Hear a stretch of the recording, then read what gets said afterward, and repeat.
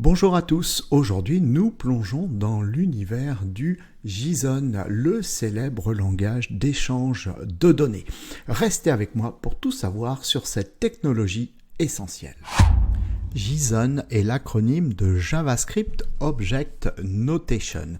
Il s'agit d'un langage de données léger, facile à lire, facile à écrire. Il est utilisé pour le transfert de données entre les applications. JSON a rapidement gagné en popularité car il est simple à utiliser. Il est compatible avec de nombreux langages de programmation.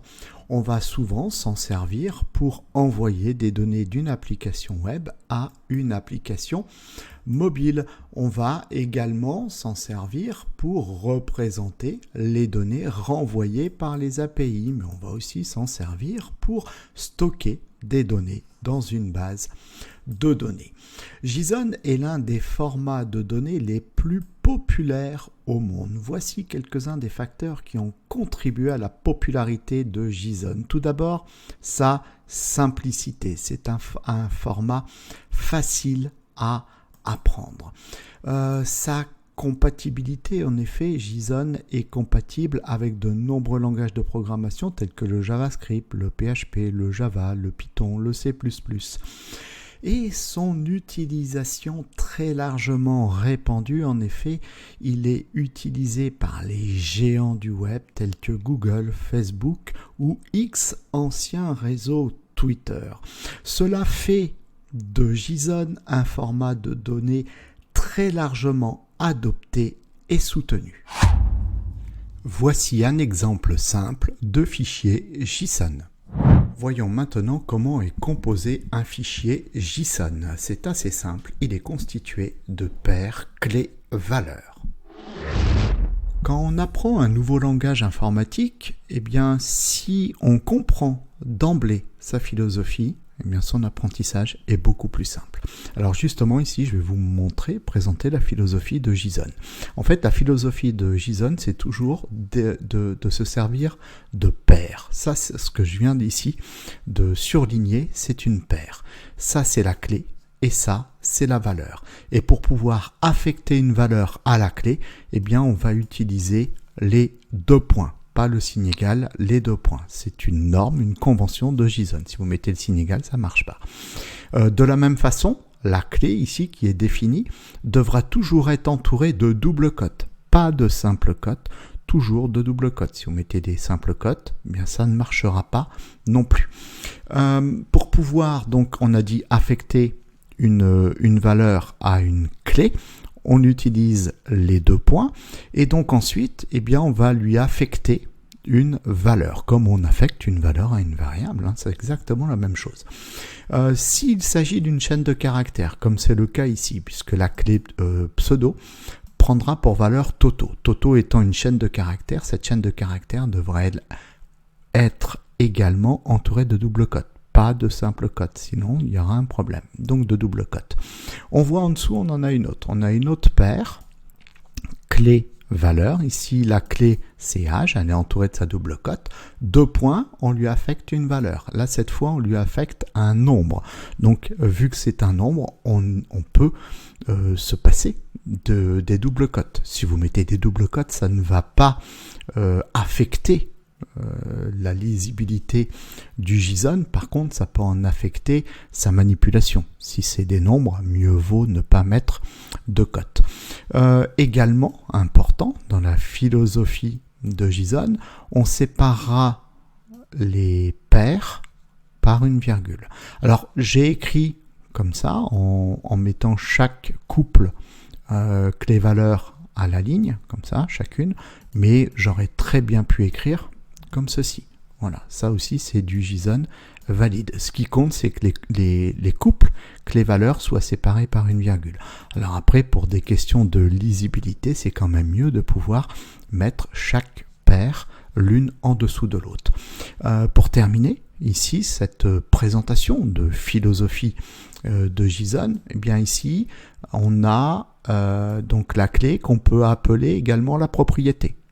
Donc là, ici, c'est pareil, quand on apprend un langage, il faut connaître son vocabulaire. Donc là, ici, soit c'est une clé, donc on peut entendre une clé, soit on appelle ça une propriété. Et enfin, dernière chose, quand on crée des clés, faut être toujours le plus simple possible. Vous voyez, âge, je vais pas mettre d'accent circonflexe sur le A. On va éviter les caractères accentués. Pourquoi? Parce qu'on fait de l'informatique. L'informatique, c'est anglophone, il n'y a pas de caractère accentué. Donc nous, pareil, on ne met pas de caractère accentué. On fait au plus simple. Plus c'est simple, plus c'est efficace. JSON prend en charge différents types de données. Les nombres, les chaînes de caractères, les tableaux, les objets, les booléens, le mot-clé nul. Allez, on va voir ici comment on les utilise. Alors à présent, on va créer notre premier fichier JSON en utilisant l'intégralité des valeurs que l'on peut affecter à nos différentes clés. Alors tout d'abord, il faut créer un fichier JSON. Donc là ici, quand on crée un fichier JSON, on lui donne toujours l'extension .json et après vous l'appelez comme vous voulez. Vous ouvrez ce fichier dans votre éditeur de code. Donc là ici pour l'exemple j'utilise Visual Studio Code. On va déjà première chose ouvrir et fermer nos accolades, c'est là-dedans entre ces paires d'accolades qu'on va déclarer nos différentes paires clés-valeurs. Alors on se rappelle, pour créer une clé, on va ouvrir et fermer les doubles cotes et là on va définir le nom de notre clé. Donc là ici ce serait ville et ensuite pour lui affecter une valeur, mais on va utiliser les 2 points. Alors après les 2 points, on peut mettre un espace ou pas. Pour des raisons de lisibilité, c'est toujours plus intéressant de mettre un espace. Et maintenant on va affecter à cette clé une chaîne de caractères. Donc on va mettre des doubles cotes et on va écrire par exemple Paris. Bon, là ici, le premier couple clé-valeur est écrit. Vous remarquerez d'ailleurs qu'ici, on a une petite indentation. Voilà, ça c'est pas mal pour des raisons de lisibilité. Bon, maintenant, si on veut écrire un deuxième couple clé-valeur, on va mettre une virgule, on va aller à la ligne pour des raisons de lisibilité, on va mettre les doubles cotes pour créer la nouvelle clé. Alors ici, on va l'appeler par exemple population, et là, on va affecter donc 2 points pour affecter une valeur, mais là, on ne connaît pas cette valeur, donc du coup, ici, on enverrait nul. Voilà. Ensuite, on va créer un autre couple clé-valeur, donc virgule, on va à la ligne, on met des doubles cotes, et ici, on va créer une clé qui va s'appeler attraction. Et d'ailleurs, on va mettre un S, puisque cette clé va lister différentes attractions possibles dans cette ville. Donc là, ici, on va mettre 2 points, un espace, et ensuite, qu'est-ce qu'on va envoyer? On va envoyer un tableau, puisqu'il y aurait plusieurs valeurs possibles. Donc on va ouvrir et fermer nos crochets pour représenter le tableau, et ensuite on va lister différentes attractions qu'on va mettre aussi entre double cotes. On va écrire par exemple Tour Eiffel, voilà, ça serait une première attraction.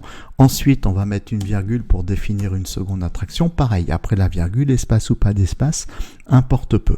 On va écrire par exemple Arc de Triomphe, voilà, c'est juste histoire d'avoir du contenu, voilà, et puis on va mettre une troisième attraction et on va écrire Louvre. Voilà qui est fait. Bon, ça c'est fait. Ensuite, on va créer un nouveau couple clé-valeur et cette fois, on va définir un objet. Tiens, donc là ici, on crée notre clé qu'on va appeler par exemple météo. Et là, ici, on va retourner un objet. Donc, si on veut retourner un objet, on va ouvrir et fermer nos accolades. Et dedans, on va créer un nouveau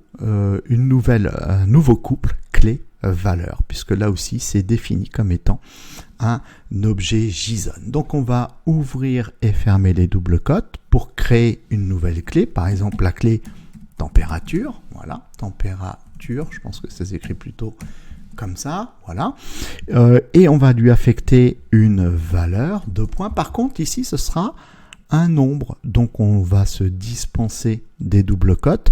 Alors, je sais pas, on va dire qu'il fait par exemple 19 degrés à Paris, donc on va envoyer 19. Et ici, si on veut créer un nouvel objet, donc une nouvelle paire clé valeur, on va mettre une virgule, on va aller à la ligne et on va définir par exemple pluie. Ça sera notre clé, 2 points, et à elle, on va lui affecter une valeur booléenne, c'est-à-dire s'il y a de la pluie actuellement, on envoie true.